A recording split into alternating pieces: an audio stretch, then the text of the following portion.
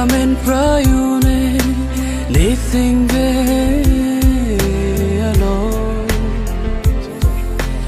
kang hon tir klong vino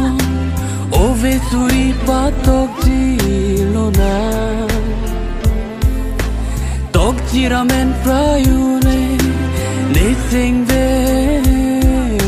alo kang hon tir klong vino ove suri patok jilona